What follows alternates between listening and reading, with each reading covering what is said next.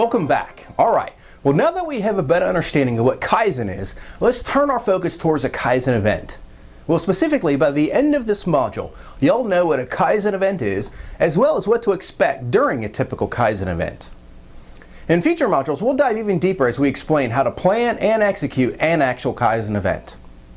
Okay, well, to start things off, let's explore what a Kaizen event is. Well, define a Kaizen event is a focused and accelerated application of Kaizen techniques in a specific area. Sometimes called a rapid improvement event or a Kaizen blitz, a Kaizen event typically lasts around 4 to 5 days in duration. And as the name blitz implies, the emphasis of a Kaizen event is on speed and decisive action, much like we witness when an American football team blitzes and sacks the quarterback. Now, for those unfamiliar with American football, a blitz occurs when several members of the team rapidly focus on stopping their opponent by rushing at them quickly and efficiently, much like a Kaizen blitz team focuses on rapidly solving problems or implementing solutions. Now, Kaizen events are also meant to teach our associates how to think critically and solve problems. In fact, this may in fact be the most powerful result of a well-executed Kaizen event. Kaizen events can be used to rapidly improve just about any process that can be observed, measured, and changed. Now, the narrow focus and cross-functional team-based approach of Kaizen enables teams to make changes rapidly and optimally at minimum cost to the company. Now, here we see an example of a TPM, or Total Productive Maintenance Kaizen, where a machine was deep cleaned and made ready for optimal performance. Now, throughout the rest of this module, we're going to show some pictures and examples from real-life Kaizen events, specifically from a TPM and a 5S Kaizen event. But it's important to remember that the Kaizen event can be used to improve any process, no matter if we're working in a factory, an office environment, or a hospital. It's also important to realize that Kaizen events by themselves are not silver bullets. In other words, you shouldn't expect to conduct a Kaizen event or even a series of Kaizen events and immediately revolutionize your organization overnight, since this type of transformation requires an overall strategy for long-term process improvement, as well as a dedicated staff to prepare, facilitate, and follow up on various types of Kaizen initiatives. Finally, organizations must have an ongoing system of education and training for workers and managers focused on lean thinking principles. Now then, while we're focusing on the traditional Kaizen event in this module, I do want to point out that there are other types of Kaizen initiatives used by lean thinking organizations around the world. Now, as we see here, we can make improvements through what we call project-based initiatives, which might involve new technology, new materials, etc. Now, these are good improvements that often provide a steady stream of progress over time. The next type of improvement comes from Kaizen suggestion systems. We'll cover this type of Kaizen in a future module, but these improvements often occur on a daily basis, and while the improvements are normally small in nature, over time they definitely add up. Finally, the Kaizen blitz or Kaizen event leads to step change improvements, as we see here. Now, Kaizen events are best utilized in conjunction with value stream mapping activities, as we learned in the Gemba Academy, Transforming Your Value Streams course. So, as we see, Kaizen has many faces, and when we practice each of them in harmony with one another, the results will be extremely powerful. To be sure, these various types of Kaizen initiatives, including the Kaizen event, are integral to long-term success at world-class companies, especially when we involve the experts, meaning the people who do the work on a day-to-day basis. Now then, for the rest of this module, I'd like to introduce you to the Gemba Academy's preferred 5-day Kaizen event process. Now, an important point that I'd like to stress is that there is pre-work that needs to be done before the actual Kaizen event takes place. Now, we'll explain what this pre-work is later, but assuming the pre-work is done, let's have a look at how a typical Kaizen event unfolds. We call the first day of the event the day of learning. Now, during the first day, associates receive training, walk through the target area, map out the process, review data, and do other things like calculate takt time when applicable, perform a 5S scan of the area, and take before improvement pictures. Now, the activities done on day one will vary depending on the type of Kaizen event you're running. For example, you may not need to calculate tack time if your focus is improving to 5S level in the marketing department. Now, as a Gemba Academy customer, you're actually in a unique position as it relates to the training of your associates. You see, traditionally, a lean expert is brought in to deliver the training the team needs. Now, this usually lasts for a few hours at the most. But we're now hearing of how Gemba Academy customers are using our online and DVD-based training to train all of their associates at the beginning of the Kaizen event. For example, organizations planning a 5S Kaizen event are using our 5S Workplace Productivity course to handle the training aspect of the event.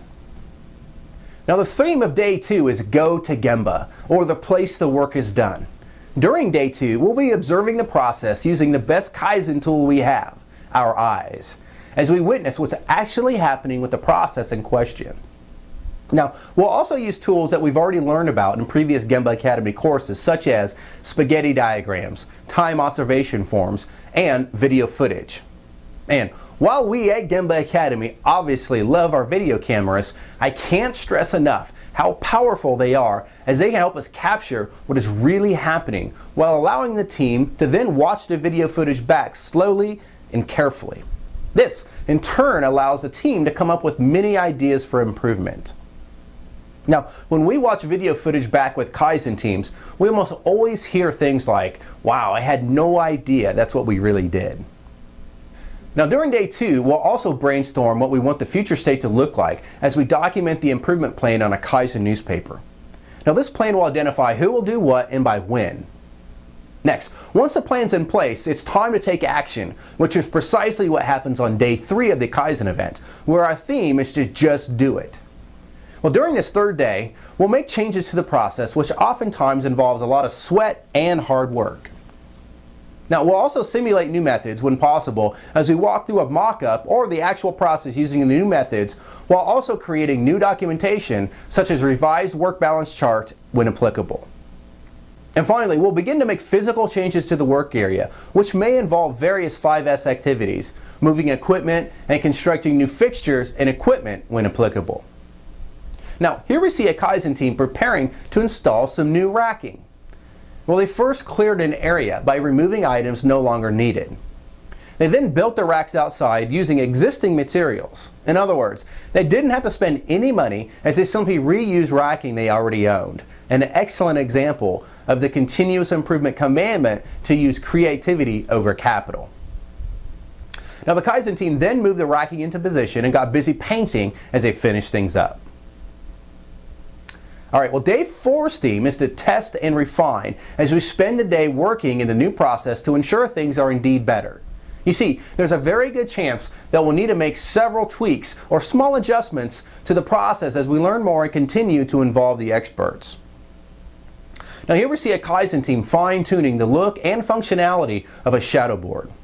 And here's another example of a gauge that was dirty and very hard to read.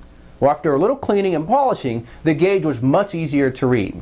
Additionally, the team made another small tweak as they enhanced the visual workplace by adding tape, making it easy for anyone to see if the equipment was working as it should.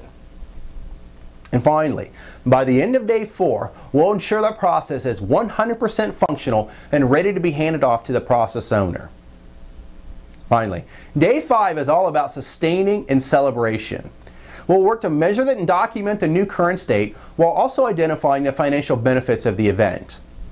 Now, here's an actual graph of OEE, our TPM Kaizen team, put into place in order to measure the success of their event. Next, we'll communicate the results of the event with all associates while creating a plan for fully implementing ideas that we weren't able to complete during the actual event. Now, in this picture, we see our Kaizen team discussing an event with senior leaders from their company. Now, we'll also use tools like the skill matrix and cross-training plans, while also creating a sustainment plan that may include things like audits and return visits in 60 days to ensure the gains have been maintained. Finally, to wrap up the event, the team will present their results to the management and coworkers while enjoying some snacks and food to celebrate their accomplishment. Okay, well, to wrap this module up, I'd like to leave you with some important things to keep in mind as you begin your Kaizen journey. First, it's important to plan out how you're going to redeploy people you free up through Kaizen. You must never let there be a concern or anxiety that these people will lose their job due to productivity improvements in Kaizen. And even if you think it isn't an issue, it helps to communicate it up front. This will be especially true as people see the savings and start doing calculations in their head. Next, it's important to understand the investment required in terms of supplies, people's times, and production time that may be lost. You should create a plan to recover these costs by saving on things like overtime, hiring avoidance, and redeploying people freed up to other areas that may need the help. Alright, well, this wraps up this module on the Kaizen event. In future modules, we're going to share some actual Kaizen event success stories while also learning about the challenges these organizations faced. But in our next module, we're going to take a step back as we discuss how to plan for the Kaizen event, as well as the difference between what we call system Kaizen and point Kaizen. So, we'll speak to you soon.